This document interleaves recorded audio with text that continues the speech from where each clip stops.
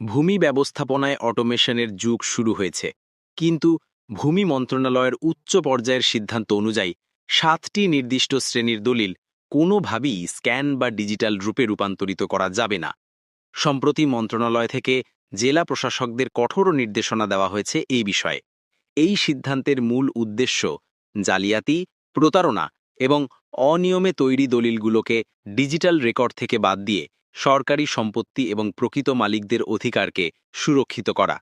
এখন আসুন জেনে নিই কোন কোন 7 শ্রেণীর দলিল ডিজিটালাইজ করা হবে না। প্রথম, হেবা দলিল, যেগুলো প্রতারণা, জালিয়াতি বা অসুস্থ ব্যক্তিকে ভুল বুঝিয়ে সম্পাদিত হয়েছে এমন দলিলগুলো আদালতে বাতিলযোগ্য এবং স্ক্যানিং থেকে সম্পূর্ণ বাদ দেওয়া হবে।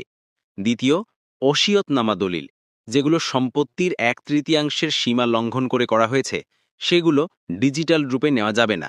মনে রাখবেন, আইন অনুযায়ী একজন ব্যক্তি তার মোট সম্পত্তির শুধু 1/3 ওসিয়ত করতে পারেন।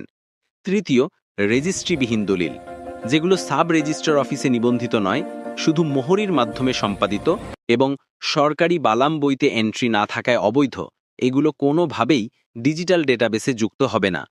চতুর্থ, জাল দলিল, নন জুডিশিয়াল স্ট্যাম্পে বা নোটারির মাধ্যমে সম্পাদিত কিন্তু সাব রেজিস্ট্রারের বৈধ সিল ও স্বাক্ষরবিহীন, এসব দলিল জাল হিসেবে বিবেচিত হবে এবং ডেটাবেস থেকে বাদ। পঞ্চম, প্রভাব খাটিয়ে নেওয়া দলিল, রাজনৈতিক, অর্থনৈতিক বা সামাজিক প্রভাব খাটিয়ে জোরপূর্বক লিখিয়ে নেওয়া দলিল, যেগুলো নিয়ে আদালতে মামলা চলমান, এগুলো স্ক্যানিং থেকে বাদ দেওয়া হবে। ষষ্ঠ, অর্পিত সম্পত্তি সংক্রান্ত দলিল, যুদ্ধের পর দেশত্যাগীদের সম্পত্তি সরকারের খাস খতিয়ানে অন্তর্ভুক্ত হয়েছে, এগুলো অবৈধভাবে বিক্রি বা হস্তান্তরের দলিল ডিজিটাল হবে না।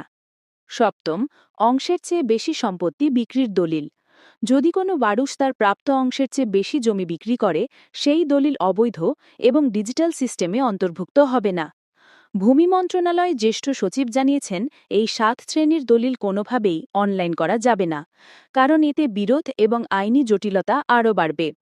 ইতোমধ্যে পরিপত্র জারি করা হয়েছে এবং নির্দেশনা অমান্য করলে শাস্তিমূলক ব্যবস্থা নেওয়া হবে।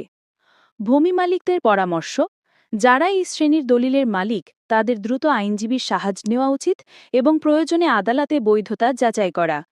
সরকারের এই উদ্যোগের লক্ষ্য কি?